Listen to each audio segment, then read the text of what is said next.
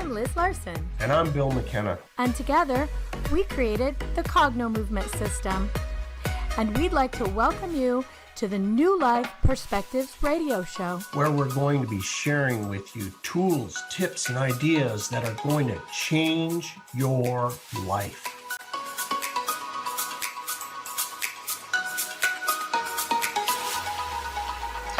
Hello in UK Health Radio Land. I'm Liz Larson, and I'm the host of the New Life Perspectives radio show. And normally I'm here with my friend, Bill McKenna. But a couple weeks ago, we had some major flooding in San Diego, which really damaged a whole lot of the tool that we use, the Cogno ball, in the wake of the flooding. And so Bill is actually moving all that inventory and taking care of that. So thank goodness for him, but we will miss him this week. So many people lost everything in that flooding in San Diego. They lost their homes, they lost their livelihoods. So our hearts really go out to those people, and we're hoping that they get all the help that they need during this time. So this week, I wanted to talk to you about something that has become so poignant, so obvious to me in my practice of late in seeing Cognomovement clients. And it's about how to ask for what you want, how to get what you need, and the vulnerability around it. I worked with a woman who was about to give birth. And in Cognomovement, we have this amazing process where we clear out all the fear around the birth process. And there's so many. Who's going to be there? What will they say? What will they do? And then map in, actually plan and help the woman's body, just like an athlete, know what to do during birth. It's amazing. We've had some amazing stories. We shared some with you guys. But what came up in this session was that she knew she would have to ask for help, not just during the birth, but after. She's a powerful woman, a business owner. And she knew she was going to have to rely on people to do the things she couldn't while she was on maternity leave, doing the most important job of taking care of a newborn. It was so interesting to me to see how painful it was to her, the idea of needing to ask for help. What she said was, "It makes me feel like a failure to need to ask for help."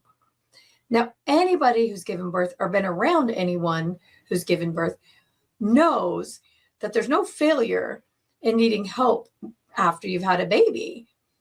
It's not logical. These kinds of things never are. She knew that. She knew it didn't make sense. But her physical body went into a form of shock around it, that she was going to need to ask people around her to do things that she couldn't do, and that would be on some level a failure. Now, of course, this wasn't just about birth.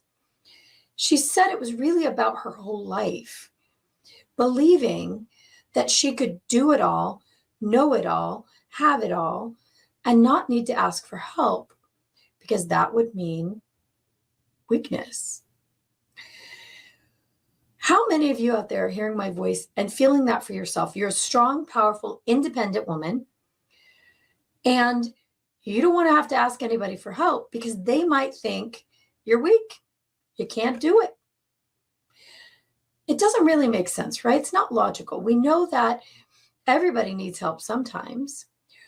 We know that there are teams of people that do things for you in your work, especially in the hospital giving birth, all over in your life. You have teams of people that help and do. But when you have to ask specifically, there's something about that feels a lot like weakness. And in relationship, especially with spouses, having to tell them what you actually really need to feel fulfilled or to feel happy or comfortable feels like the biggest weakness, or the biggest failure. For so many of us, we think if our partner really knew us, if they really loved us, they would know what we need. They would know what we want.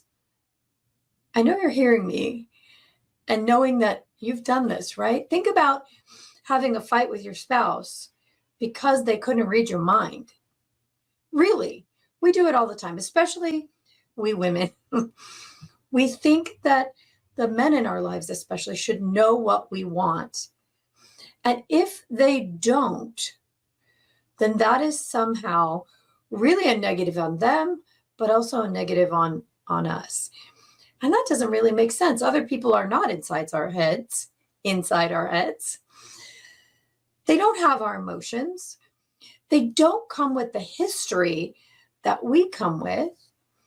And so even though we might be in the same house, in the same room, in the same conversation or argument, there is no possible way that we can have the same perspective.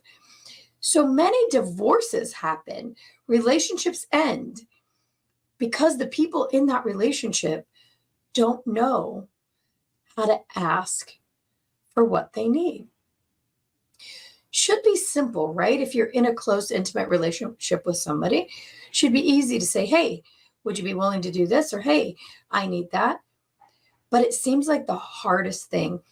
And I think the main reason is because there's a level of vulnerability, a level of not wanting to show all our cards, a level of not wanting to show the need inside of us to someone else. We want to have a brave face. We want to look as though we've got all the answers. I don't think there's a person on the planet who has all the answers. Even the best expert you've ever seen, they don't have all the answers. I was talking to a 14-year-old in my office one day about the kids in our class, the popular kids, and what the girls like and the boys like and what's hip and cool. And I said to her, you do realize that even the most popular kid in your class probably comes to school with a stomachache every day. She said, what? I said, yeah. Every human is not sure how to interact with the people around them. And when you're a teenager, it's especially so. You don't know what people are going to think. You don't know what people want. You don't really know if you fit in. The ones that are the most popular, they just have a better act than everybody else. They just look like they've got it together, but they really don't. And that's true of each of us in every relationship. Even if you're very, very confident in life and accomplished, there are always times when you need help or when it feels uncomfortable to reveal that there's something needed, wanted from a partnership that you're not getting. And like I said before, this is the biggest reason that people end relationships because they don't know how to talk about what they need in their relationship in terms of finances, in terms of time together, in terms of communication and conversation, in terms of intimacy, in terms of where you live on the planet, in terms of how you keep your house, the things that we don't know about each other, the things that we would need to share with someone to make us happy, to make us feel comfortable are endless and infinite. And so the reason that people end their relationships because they don't know how to ask for help are equally as infinite. So back to the girl and the who was about ready to give birth and feeling vulnerable and weak for having to ask for help. The place that she ended in the session was this, that it's not about the need for help at all. It's about how to ask for help. It's about the strength in knowing how to delegate. Do you realize that every CEO on the planet, every one of them needs help? Sometimes it's a handful of people, like 5, but sometimes it's thousands. They don't do everything for themselves. We all know that. They ask for help. That's called building a team, right? When we put it in that context that you're building a team, well, everybody thinks that's okay. There's nothing vulnerable about having a team. We all know that you can't play baseball with one player. You got to have a whole team. Life is like that too. If you put it into that context and you understand that in your home, the help you need is the team that creates the life you live together, right?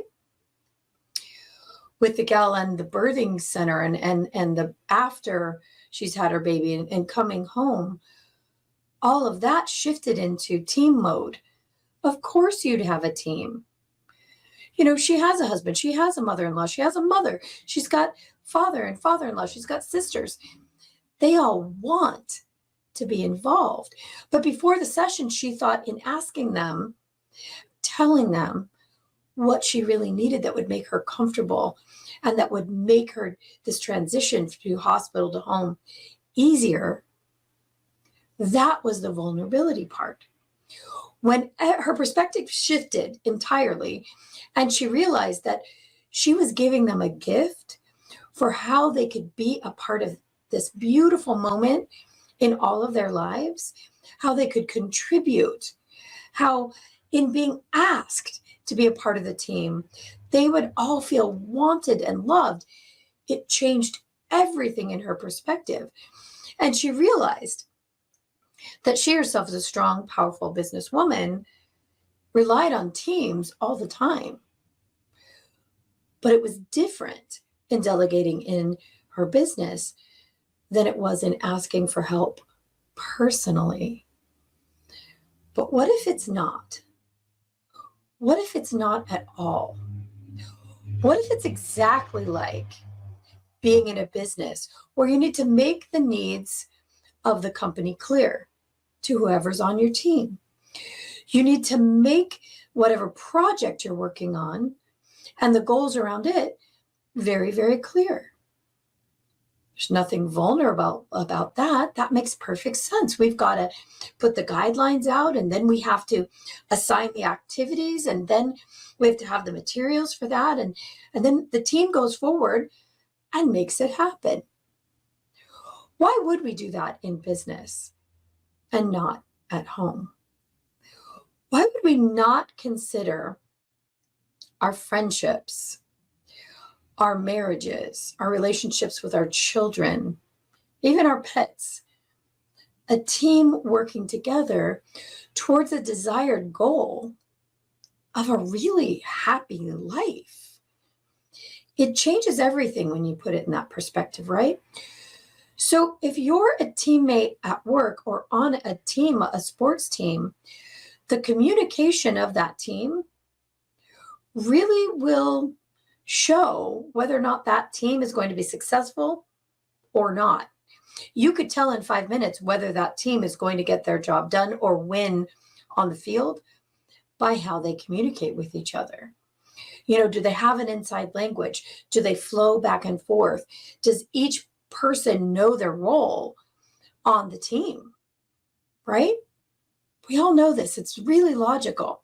But when you put emotion behind it, like the love and intimacy of a relationship, a husband-wife relationship, boyfriend-girlfriend, any kind of a relationship, friendship, that is where it starts to get funny colored, right?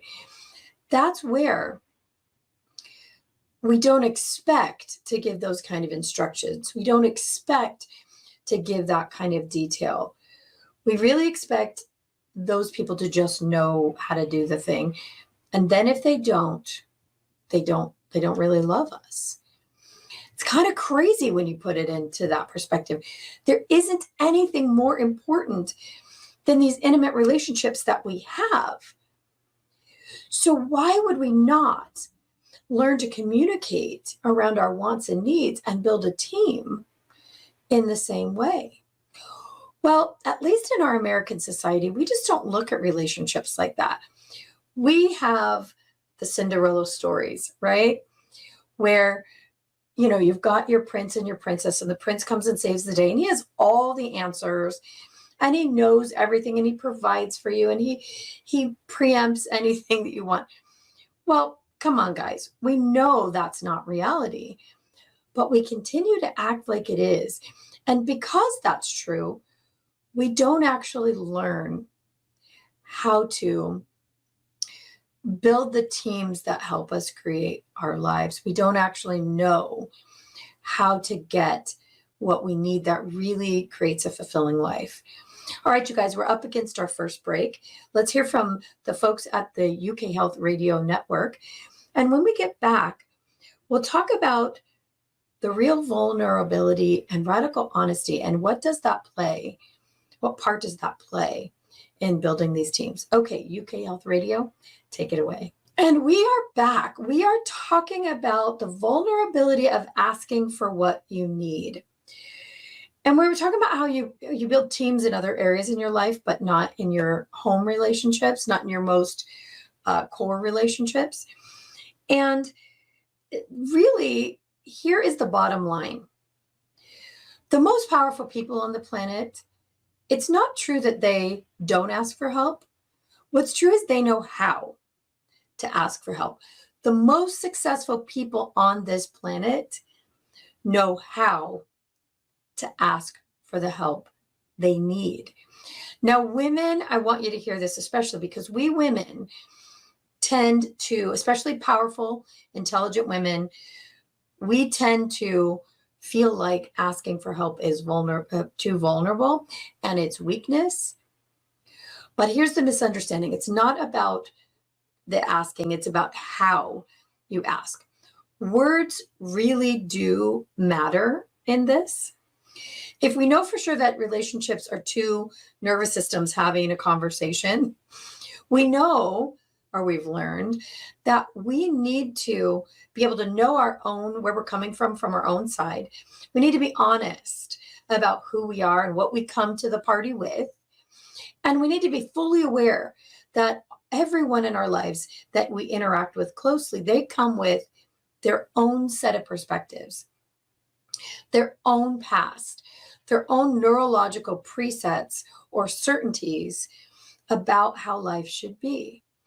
For that reason, we have to create a language between ourselves that allows us to share those perspectives and allows us to share them in safety, allows us to share those perspectives with the understanding that you, my partner, you don't know what's going on in my head or my body.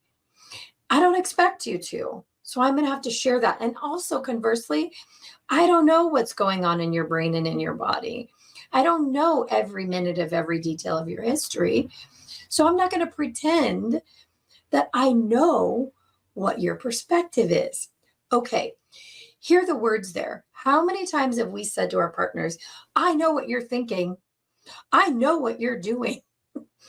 The truth is you cannot possibly know the full perspective. So those words alone are ones that need to be stricken from the record. We need to get those out and begin to ask questions. Begin to ask in a way that elicits love from our hearts, from our minds, from their hearts and their minds.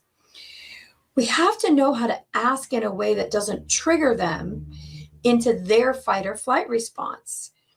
And we have to know how to be asked, how we want to be asked, that doesn't trigger our fight or flight response. Guys, this is what's happening. We come together for a conversation, with people we love, but the way that they ask or the way that they tell triggers a part of our brain, the limbic system. They call it the reptilian brain, the part that just knows how to react. It triggers that part into fight or flight. And what do? Normally we fight. Some people run. But have you ever been in that same fight with the same person again 1,000 times? You know exactly where it's going to end. Eventually it feels like a dance. You might as well just put on a recorder, play the argument from your side, and walk out of the room. That's as much as you're going to get done there. So first, we really need to get and give permission to have these conversations a different way. We need to be in a place of at least the awareness that we don't know what's going on in each other's brain or body as much as we think we do. So level one of awareness here about this is, hey, friend, best friend, spouse, husband, wife, kid, I really don't know. I can't pretend I know how you got to this perspective or what it really means to you. And I really want you to know that I am available to hearing the perspective, what this actually means to you. We think we know the meanings of our words, what we say, that it strikes the other person the way we intended, and it does not. It does not. Words means different things to different people. Inflections mean different things to different people. You know, the way we've heard our parents fight, the way we heard our grandparents fight, the words mean different things. So you have to ask, what does this mean to you? What would you like to see come out of this? Where are you trying to go with this so that I can understand the direction that we want to head together? How would you like me to share with you the meanings for me?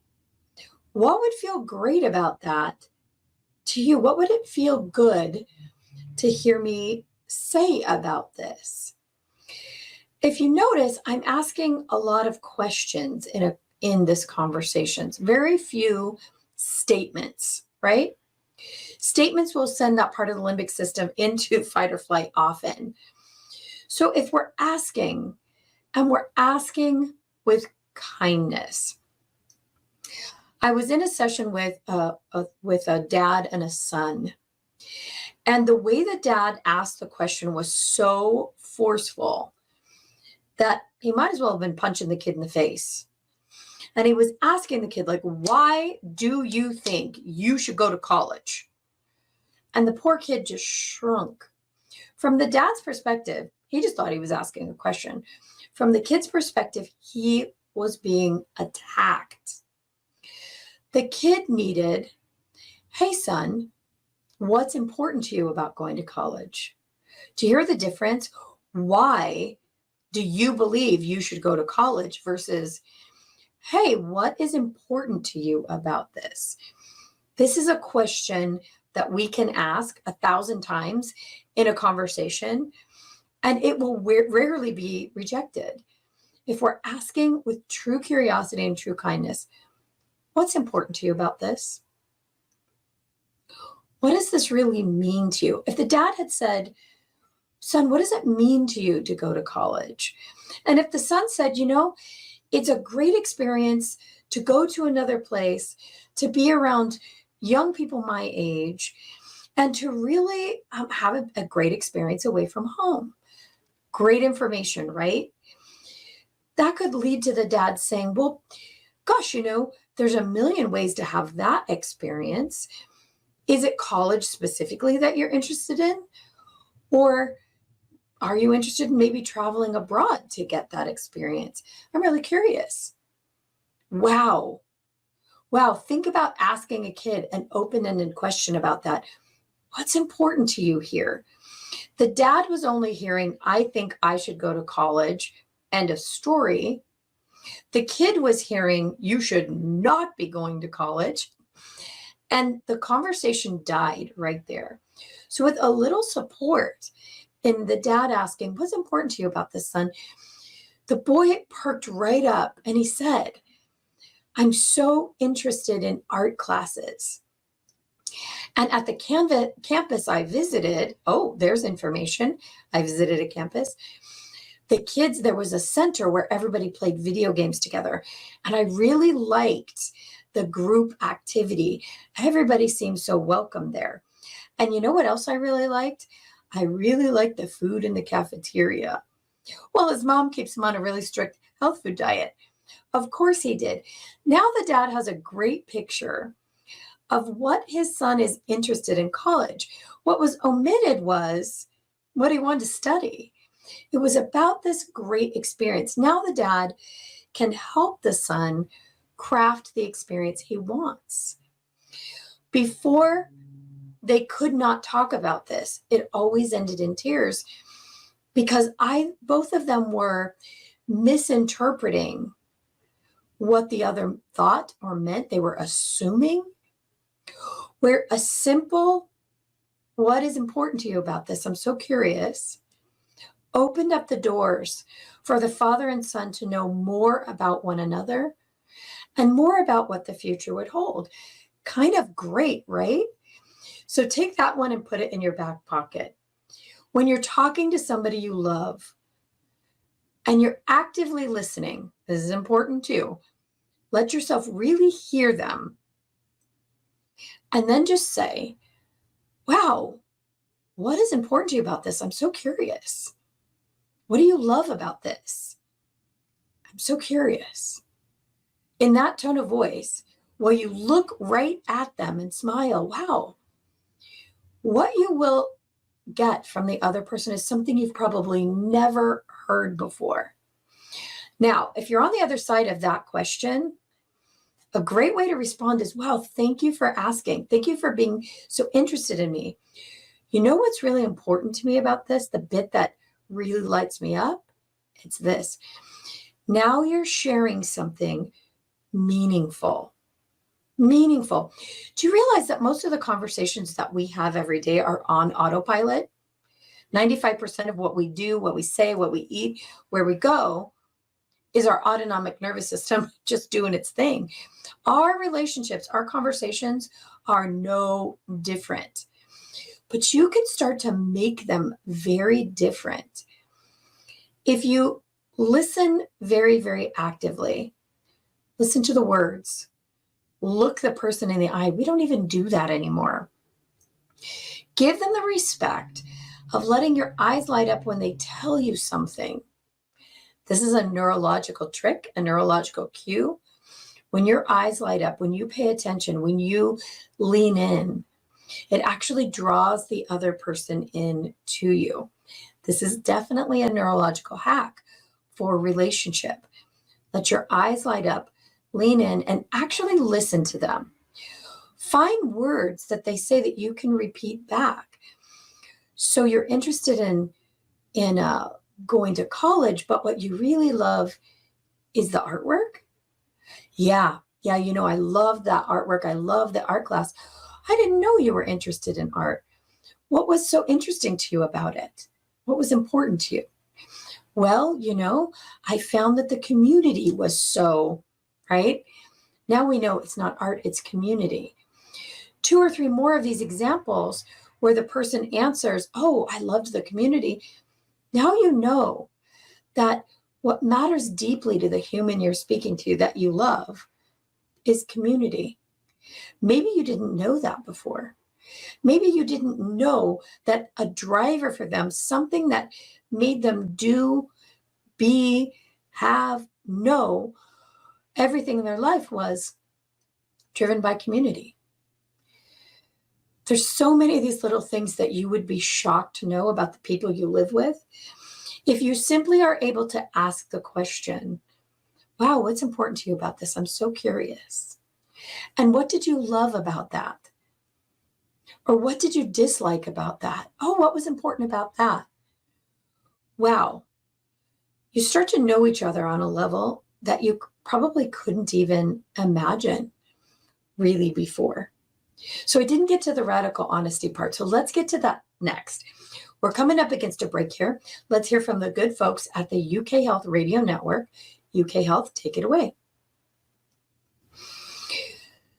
So we're back. I'm on a solo episode today, and we're talking about the vulnerability of asking for what you need. And we're into the conversation of how to have some of these conversations. So I want to talk about how you can be radically honest in a relationship. And if you are, it will make you closer than ever. It will help your partner know you. It will help you know yourself. And as I was saying earlier, this is the part that feels so vulnerable to people and like such weakness. But being radically honest with your partner or the people in your lives about what you want and need means you have to know what you want and what you need. And this is hard for most of us. So the question I was posing about what's important to you, ask to yourself, what is important to me about this? I know I'm getting angry. I know I'm getting frustrated. I know that it triggers me, even though I hate that word. What is important to me about this? What do I really want? So if for you, let's say it's about leaving socks on the floor next to the hamper, that's a big one for couples. If it's that a messy house makes you feel like you're unworthy, if it makes you feel less than, if it makes you feel slovenly, because someone in your life told you that, or you witnessed somebody be a slob and then their life went to pieces. You need to ask yourself that question, what's important to me about this? And the importance is that I feel comfortable, that I feel as though I can get myself somewhere, that I feel as though I'm not going to go off the rails. I feel as though I've got it together when I have this clean house. If you can articulate that to your partner, they'll stop thinking you're just a psycho neat freak and they'll understand something deeper about you. And they'll understand the why behind this driver, why it's so important that they pick up their socks. I mean, it's a sock, right? Shouldn't be the end of a relationship, but often is. So ask yourself the question and then ask permission to share your feelings in a time when you're not irritated or upset. Use your pet name. For me, I always call my husband my love. My love, would it be okay with you if I share what's important to me about having a clean house and why I feel as though I react so strongly to it? I would love it if you knew this about me. Now, I know that's a lot of words and you would put it in your own words, but my love, can I share this with you? I realize there's something important. So that's the first rule. You're going to open a conversation with asking permission. Could I be radically honest with you? It really gives a sense of safety to both people. I just want to share something that's important to me. You know, I know that the sock is not important to you. It doesn't mean the same thing. I realize that. You know, I heard this weird lady on the radio and she said that the meaning it has to me doesn't have the meaning to you. And I know that's true. So I'd like to share. The second rule is do it in kindness. Have this conversation in the love you have for the human you're talking to. Be kind. You're never going to have this conversation in anger. I'm wondering if I can share this with you because it matters to me. And I think if you knew why it mattered, it might help us to get along better in this, around this particular idea. Share what it means to you personally, not what you know about the other person, right? So you're never going to say, I know that you can't see that sock next to the hamper. I know that a clean house doesn't matter to you, but it matters to me. Listen to the difference here. You know, for me, that sock represents things getting out of control in my life. I feel as though it might just be a sock to you. Maybe that's true for you. You can share that with me if you want. But for me, it feels like one sock is going to lead to clothes all over the house, and maybe I'll become a hoarder. For me, it helps me feel more control in my environment. I realize it's important to me to be in control of my environment, and a clean house helps me take that first step. If you knew that you were making your partner feel out of control of their environment, if you knew that it went that deeply in them, are you really ever going to leave the sock there again? Maybe, if you're ready for that relationship to end. But people who love each other, when they understand the motivator, they're willing to change. If you ask, so what does it mean to you to be able to throw the sock on the floor? What is it like for you when I ask you to pick it up? So for some people, it might be, oh my God, my mom was such a clean freak and was so freaked out about everything in her house that to me, it's freedom. I feel free to leave the sock on the floor. Wow.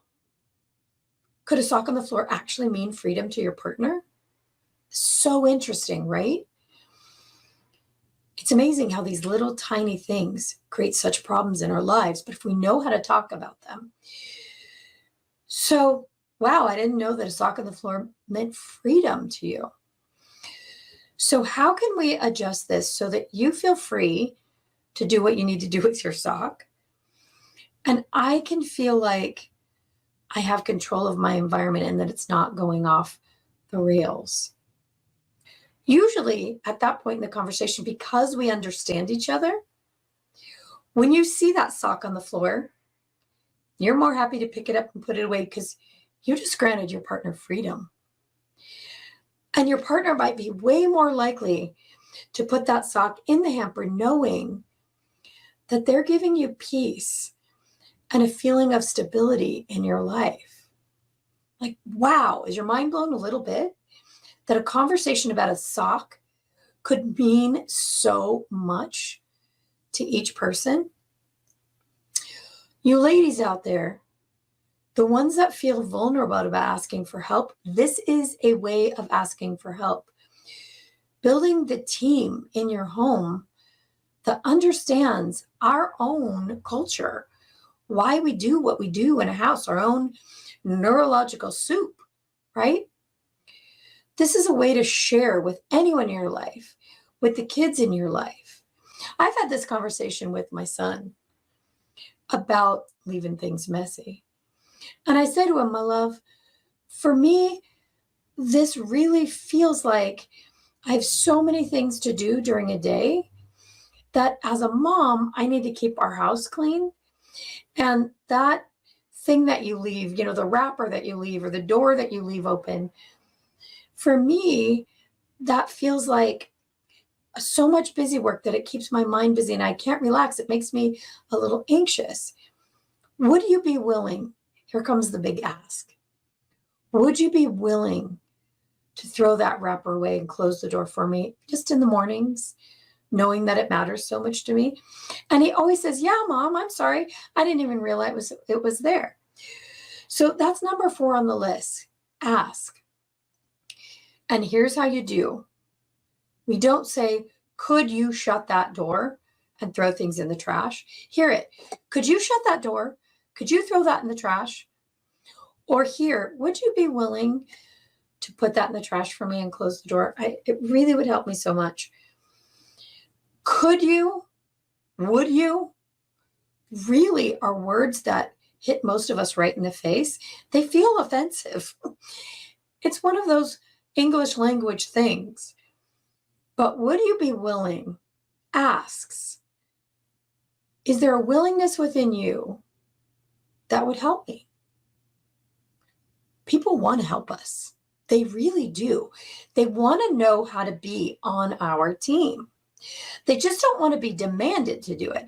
They don't want to be told to do it. Or one of my favorite is voluntold to do it. People want to be asked, and they want to be asked nicely. So number 1, again, ask permission to share your feelings. Use kindness. Use love when you have this conversation. Never do it in anger. Share what it means to you personally, not what you think you know it means to the other person. And be willing to ask, would you be willing to help me understand from your perspective, what this means? Would you be willing to share with me what's important to you about this? And then the big ask is, would you be willing to help me by doing X? If I know for sure what I need you to do that helps me feel better in my life, and I'm willing to ask you the question in kindness, would you be willing to help me? Most people are just so eager and so happy that you shared something intimate with them in a way that felt non-threatening, right? Let's put this into work. Somebody at work that you're in conflict with, if you stopped and asked them, hey, I'm really curious about this. What's important about the positioning of X, Y, and Z to you? What's important about doing it this way? Oh, that's interesting. And what else? Really curious here. What else? What's important? By asking what's important, a lot of times that will soften them right up there, being heard. Sometimes they don't know what's important to them about it. They're just pushing back against whatever you're demanding them to do. In relationship with our kids, oh my gosh, 90% of it is just pushing back against your demands. If you know how to ask kindly for what you need, if you know what you need, if you know what's important to you in business and relationships with children, you are so much more likely to get that thing, but also to get into a neurological harmony with the people in your life. They will stop being adversaries in your home, in your work, in your extended family, and they will become true allies by simply shifting how you're saying what you're saying, knowing what you need to know about yourself to ask for what you want. It's just massive how these small things can change. So your homework is today to go home and ask somebody, oh, interesting, what's important to you about that? Oh, I'm so curious about that. What else is important about that? Oh, I didn't know. Right? Second thing is ask permission to share something important to you that you need in your life or that you want. And see how it goes. See what changes. Watch for the cues on their face. Watch what changes when you use some of these subtle language cues and you use some real openness, some real honesty, some radical honesty about yourself and what you need. All right, you guys, we have come up to the end of this episode for today. It's been so much fun being here with you. Next week, Bill McKenna will be back. I want to invite all of you to begin this process, to go to cognomovement.com and get our Essentials program. Our Essentials program will help you change the way you feel in your body.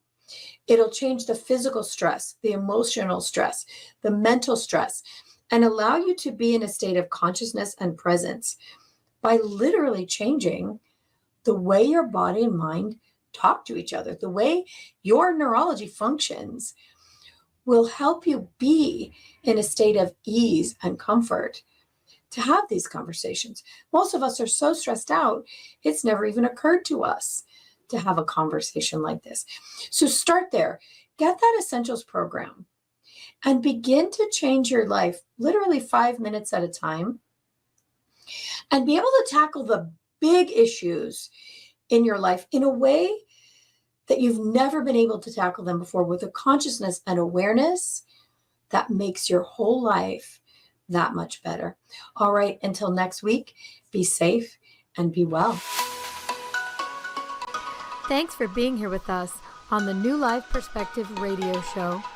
For more information or to find out more about the work that Bill and I do, please visit us at cognomovement.com or email us at info@cognomovement.com.